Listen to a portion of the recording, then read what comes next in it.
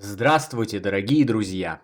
Меня зовут Павел Иванов. Я писатель, специалист по работе с горем и скорбью, исследователь жизни после смерти и потустороннего мира.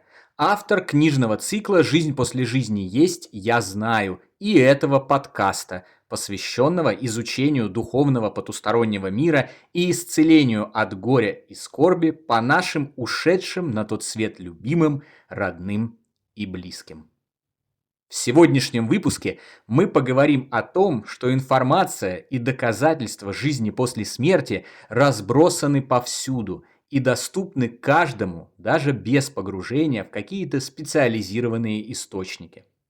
Если вы оглядитесь вокруг и просто присмотритесь хотя бы к известным кинофильмам и сериалам, вы сами это увидите. Но давайте разберемся подробнее. Приступим. Вам, слушающим этот подкаст, может показаться, что число людей, верящих в выживание личности после смерти физического тела и жизнь после жизни, сравнительно невелико. Некоторые могут даже подумать, что это вообще какой-то андеграунд единичных полусумасшедших личностей.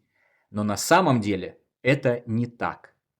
Многочисленные опросы, проведенные за последние годы, показывают, что в России количество тех, кто верит в загробную жизнь и возможность каким-либо образом общаться с усопшими родными и близкими, сегодня составляет более 40%. В западных странах это число больше и колеблется от 50% до 91%.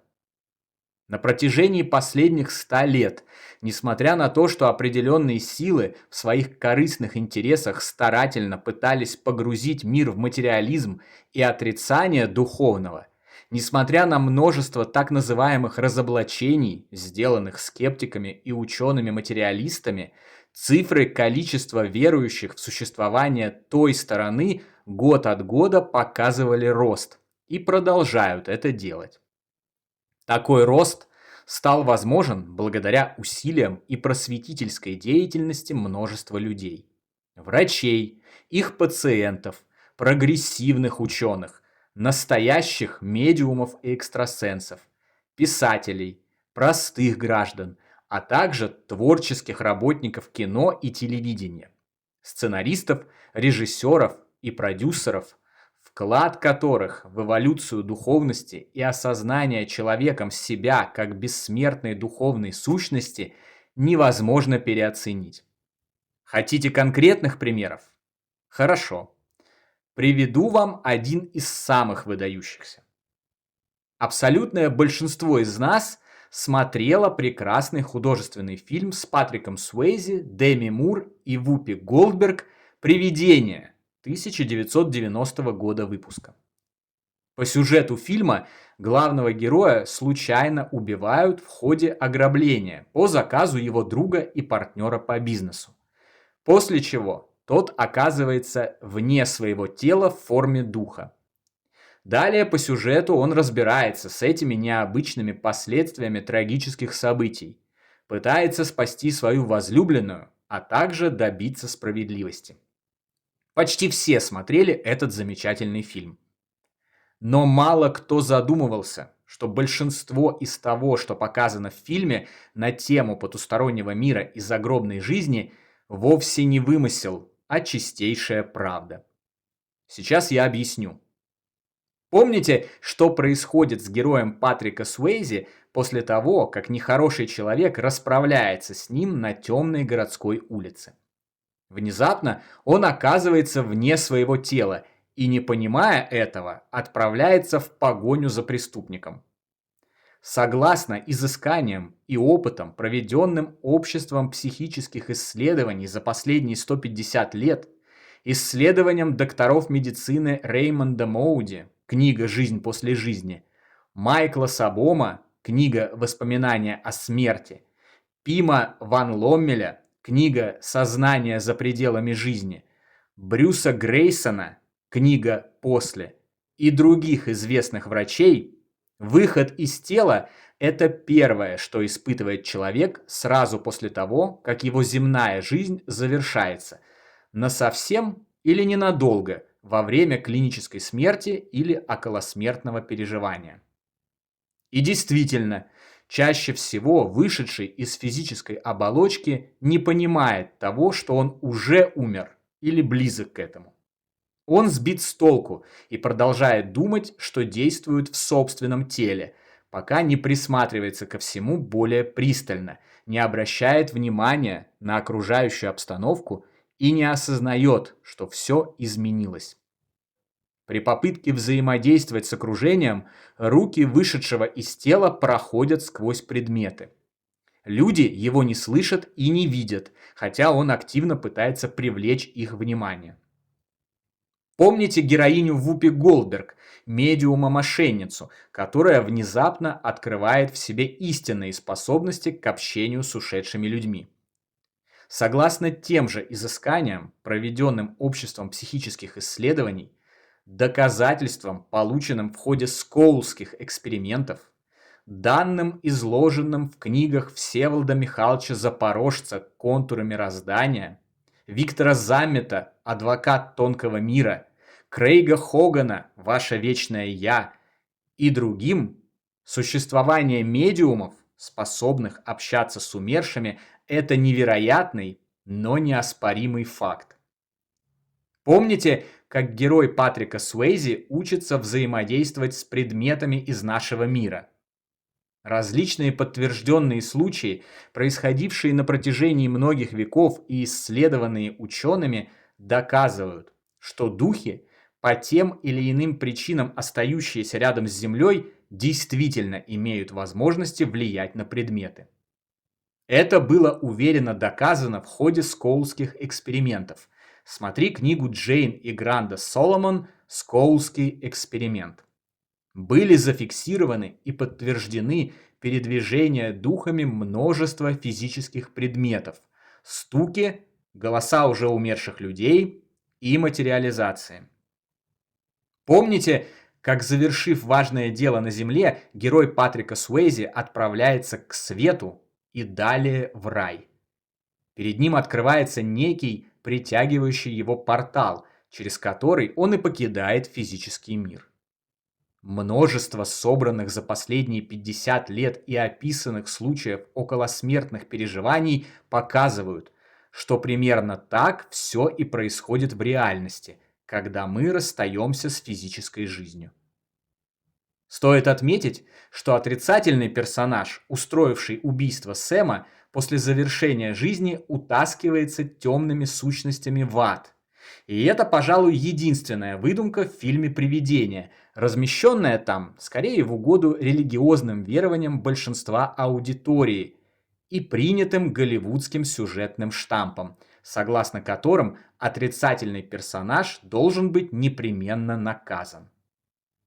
Коммуникация с потусторонним миром, описанная во множестве исследований известных ученых, таких как, например, Оливер Лодж, смотри книгу «Реймонд. Жизнь и смерть», или писателей, смотри историю спиритуализма Артура Конан Дойла, а также те же описания десятков тысяч околосмертных переживаний уверенно говорят нам о том, что никакого страшного наказания в виде отправления в ад не существует.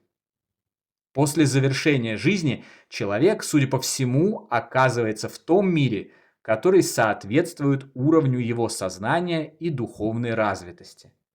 Добрые люди, исполненные любви, или хотя бы просто не творившие откровенного зла за время проживания на Земле, попадают в прекрасный мир, иначе называемый Саммерленд, или страной вечного лета. Там всегда тепло, светло и прекрасно. Цветовая и музыкальная гамма значительно расширяются.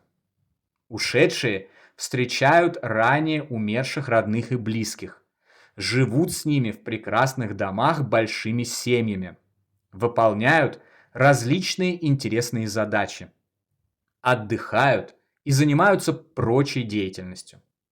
Все вокруг наполнено счастьем, любовью и добром.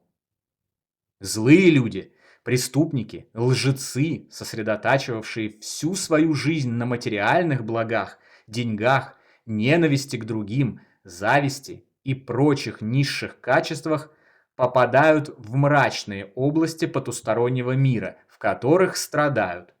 Но страдают они не потому, что кто-то их наказывает, а потому, что они наказывают себя сами. И даже оттуда есть путь к свету, если человек откроется духовному развитию и призовет к помощи существ света, Господа Бога и других потусторонних друзей, искренне желающих помочь ему. Если честно, я всегда с трудом верил в то, что Бог, Творец всего сущего и Отец всех людей на земле, способен кого-то жестоко наказывать. Где-то в уголке моего мозга, несмотря на весь мой былой скептицизм, всегда жила мысль, что такого быть не может. Представьте себе, что ваш ребенок совершил какое-то нехорошее деяние. Разве отправите вы его на вечные муки жариться на раскаленной сковородке до скончания времен? Конечно же нет. Вы простите его и будете прощать его раз за разом, стараясь наставить на путь истинный. Потому что любите свое дитя так, как не любите никого другого. А Господь любит нас, своих детей, в миллион раз сильнее. Только лишь эти соображения разума уверенно доказывают, что никакой вечности мучений на раскаленной сковородке нет и быть не может. Так как же художественный фильм, выдумка сценаристов, продюсеров и режиссера с таким уровнем достоверности изобразил действительно существующие за гранью земной жизни события? Полагаю, вот как. Из тех же книг и исследований известно, что духи и сущности из потустороннего мира часто внушают художникам, музыкантам, режиссерам, писателям, сценаристам и прочим творцам интересные идеи посредством телепатической связи, существование которой, кстати, уже доказано даже в нашем физическом мире. Более того, многие известные, признанные и даже гениальные личности часто повторяют одно и то же, что их великолепные творения – это не совсем их заслуга, что они приходили им как будто свыше в один миг. Это подтверждали Эйнштейн, Бах, Моцарт и многие другие. А фильм «Терминатор», с которого началась впечатляющая карьера режиссера и продюсера Джеймса Кэмерона, вообще целиком пришел ему во сне, когда он болел гриппом. Судя по всему, сценарий фильма «Привидение» был передан автором потусторонними силами именно таким образом. Настолько точно он отражает то, что происходит с нами после завершения физической жизни. Посмотрите фильм «Привидение». Это действительно хорошее, доброе кино, наглядно показывающее, что наши ушедшие родные и близкие продолжают жить. И на самом деле никогда не покидают нас, независимо от того, что их физическое тело уже прекратило существование. Это прекрасный фильм, несмотря на свою художественность, наполненный интересными знаниями, помогающий взращивать наши самые лучшие качества добра и любви. Эти знания подготавливают нас к переходу в самые светлые сферы потустороннего мира и счастливому воссоединению с нашими любимыми, которое обязательно состоится. На сегодня это все, дорогие друзья. Подписывайтесь на наш канал, ставьте лайк, поддерживайте нас донатом. Приходите в наши каналы в мессенджерах, приобретайте наши книги цикла «Жизнь после жизни есть, я знаю» и «Онкология и душа». Все необходимые ссылки вы найдете в описании видео. Всего вам самого лучшего, волшебного и замечательного. До новой встречи. Всегда ваш Павел Иванов.